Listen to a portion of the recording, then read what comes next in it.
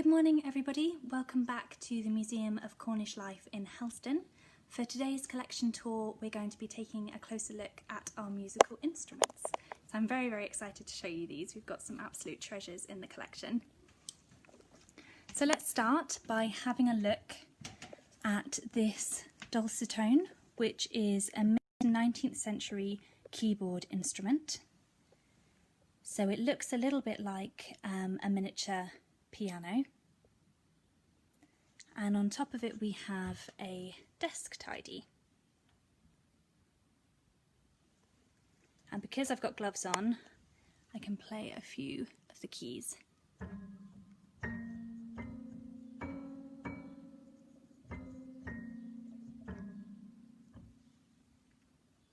It's a really lovely piece. And if we move a little further to the back, we can see that we have a recording of the Bright House and Rastrick band with the Flora Dance, which of course is a very important local tune. And if we just move this, we can see that we have some polyphone discs. So it's a bit difficult to see them, but you can see they've got little grooves in them, obviously very different from what you might play today. A lot of the time music is downloaded nowadays, so slightly different. And these would have been put in a polyphone, which is a bit like a music box. We also have this snare drum and a music stand, which is pre-1923. And a really lovely cornet as well, just here. So this was made by Besson & Company on Euston Road in London. And if I just squeeze my way past, past the music stand, which is not the easiest to do, I can take you to this lovely gramophone, which is in an oak display case.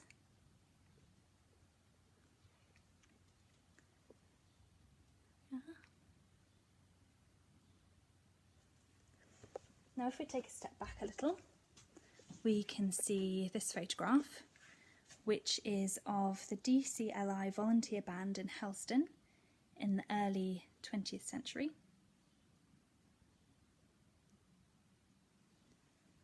A bit closer. And obviously Helston has a very strong tradition of brass bands, which you may have noticed if you've ever been to Flora Day. They're absolutely fantastic. We also have some cymbals here with a chrome finish.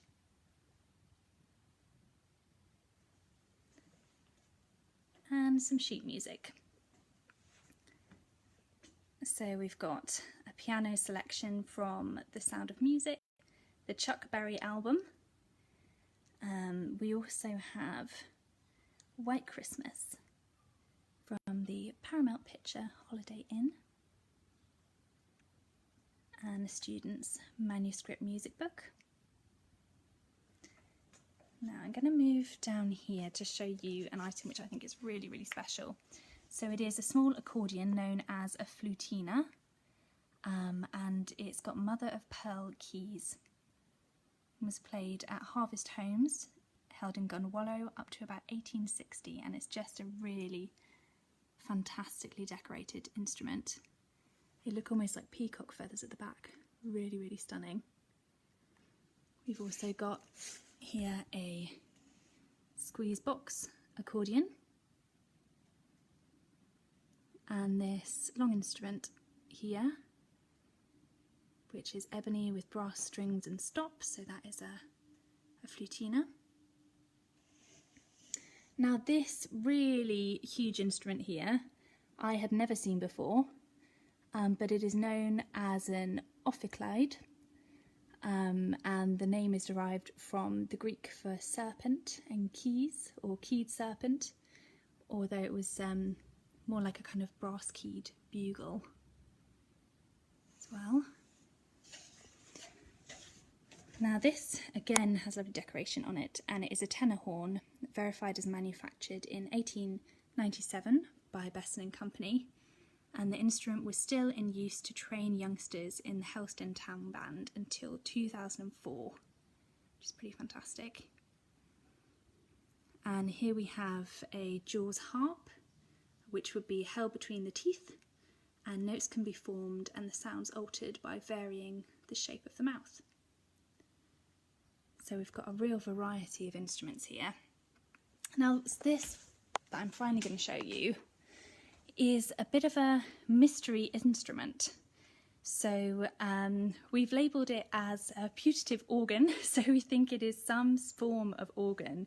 But if you have any ideas of what that might be, please do leave us a comment, because we're not 100% sure, but it is lovely. And it's got the pipes at the front as well. But one of the really special things about it, if I just take you around the side, is that if you pull down this little door, you can see a list of musical pieces, which it obviously played. So we have Evening Hymn, Victoria, The Willows, Miss Gayton, and we also have number 5, which is Robin Adair. So this was a very popular piece, mostly in the 1700s, but I think extended to 1800s, because it features in Jane Austen's Emma. Jane Fairfax plays Robin Adair on the piano. So I thought we'd have a quick listen today. It is the piano version rather than an organ version, so it wouldn't be quite how it would have sounded, but it might just give you a flavour of what the tune would have been like. And also just at the bottom here you can see September 21st, 1891. So I'm just going to play the piece for you now. So I'm hoping you can hear that. That's Robin Adair.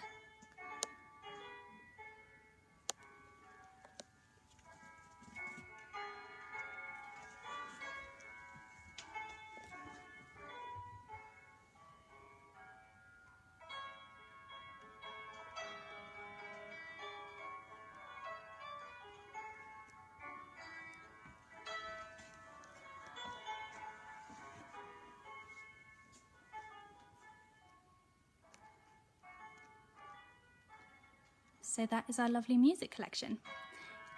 Join us at the same time tomorrow, where we are going to be showing you how to make your own musical instruments from some objects you might have at home. But for now, take care.